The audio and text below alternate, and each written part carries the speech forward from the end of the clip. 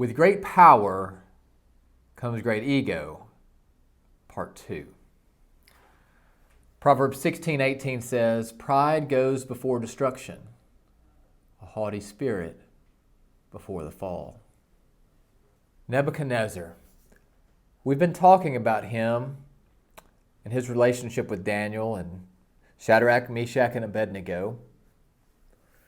Nebuchadnezzar was a powerful man. People were under him from many, many countries because he had conquered them. He had brought them back to the great city of Babylon where he ruled on high. But Nebuchadnezzar struggled with pride. One day God sent a dream to Nebuchadnezzar. In the dream was a massive tree. The tree reached up to the clouds. The shade of the tree provided shelter for many animals. And the branches of the tree was the home to many birds who built their nests there. And there was fruit on the tree that fed many animals and many people. But then in the dream, the tree was cut down, leaving only a stump. Well, Nebuchadnezzar did not know what that dream meant. Nebuchadnezzar asked his wise men and officials, "Hey, what does this mean?" But they didn't know.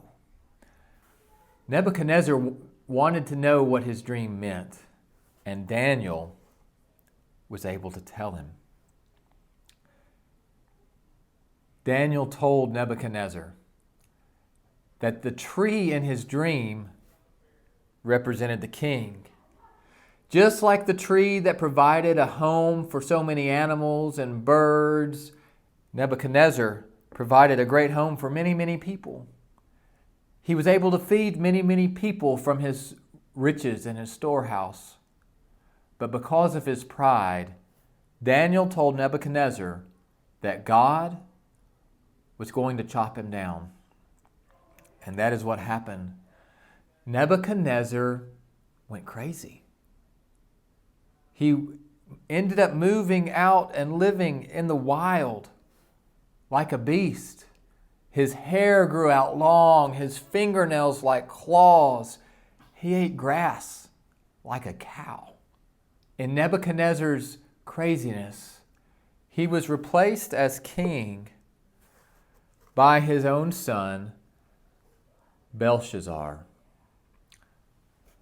Belshazzar was a prideful ruler as well, though. One day, Belshazzar and many of his other leaders and their wives were having a meal in the palace. And during that meal, Belshazzar brought out the utensils, brought out the beautiful gold and silver goblets that had been in God's temple in Jerusalem. And while they were eating and drinking and had these sacred pieces from the temple, they were worshiping idols. They were worshiping gods of gold and silver, wood and stone. And finally, Yahweh, the God of Israel, the God of creation, the God that we serve, had had enough. And a hand appeared, and the hand wrote on the walls of the palace. Mene, Mene, Tekel, and Parson suddenly appeared as the hand wrote on the walls. The king was shaken, and all who were there were scared, and they didn't know what it meant, and they didn't know what to do. Belshazzar didn't know who to call. He talked to his mother, the wife of Nebuchadnezzar, who told him about Daniel. So Daniel was called in to speak to King Belshazzar and to tell him what the words on the wall meant. Again, this was not an interpretation that the king would like. Daniel said, Mene, God has numbered your days. God has counted the days that you will reign over Babylon, and today's the last day. Tekel, you have been weighed in the scales, and you have come up short.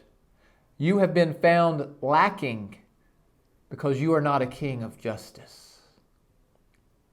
Parson, your kingdom, Belshazzar, is going to be divided, broken into pieces, and given to someone else. That very night, a new king, King Darius of the Medes and Persians, invaded and conquered and became the new king of the land. Darius was God's new chosen king.